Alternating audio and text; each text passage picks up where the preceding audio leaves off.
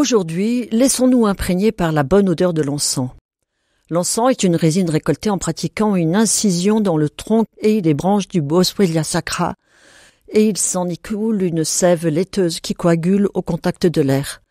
Cet arbuste pousse en Orient, au Moyen-Orient et en Afrique. Pour répandre sa bonne odeur et dégager une fumée, il doit être versé sur des charbons ardents, contenus dans un récipient en métal, souvent précieux.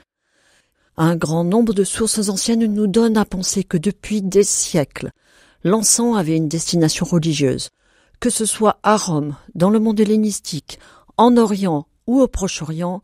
L'encens était brûlé en l'honneur des dieux, dans les temples, ou même dans le cadre du culte domestique, pour attirer l'attention des dieux, leur adresser un message, porter une prière dans les sphères supérieures pour y être entendu, réjouir et apaiser les dieux, voire même les nourrir.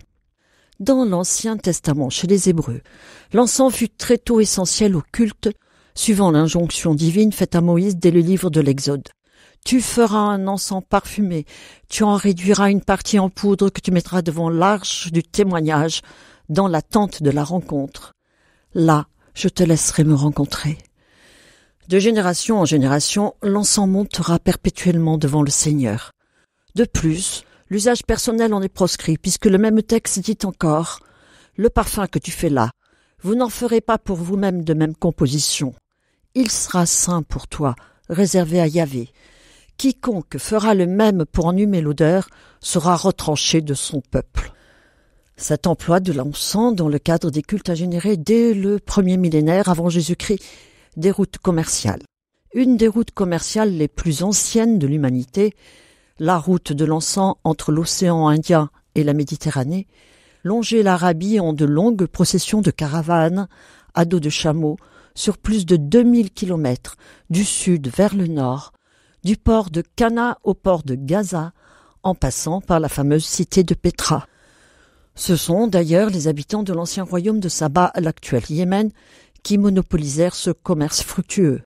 Rappelez-vous la reine de Saba visitant le roi Salomon au premier livre des rois, avec des caravanes chargées. Le christianisme, dans la continuité de l'Ancien Testament, perpétue l'utilisation de l'encens. De plus, il fait partie des cadeaux apportés au Christ par les mages. De nos jours, dans la liturgie catholique, l'usage de l'encens y est véritablement ancré et permet de faire entrer les fidèles en communion avec les réalités du ciel. La fumée de l'encens symbolise le mystère de Dieu lui-même. Alors que cette fumée s'élève lentement, elle évoque, de même que son odeur, la douceur de la présence de Dieu et rappelle que la messe est un pont entre terre et ciel, avec pour finalité cette présence réelle du Seigneur.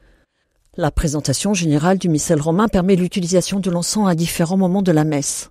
Chaque fois, l'encens manifeste la présence de Dieu. Tout d'abord au début de la messe avec la vénération de l'autel, ensuite avec la lecture de l'Évangile, parole vivante du Christ, puis, pendant l'offertoire, l'encens joue un rôle important. Le prêtre encense les offrandes et l'autel, le thuriféraire encense le prêtre célébrant représentant le Christ, et ensuite l'assemblée dans lequel le Christ est présent.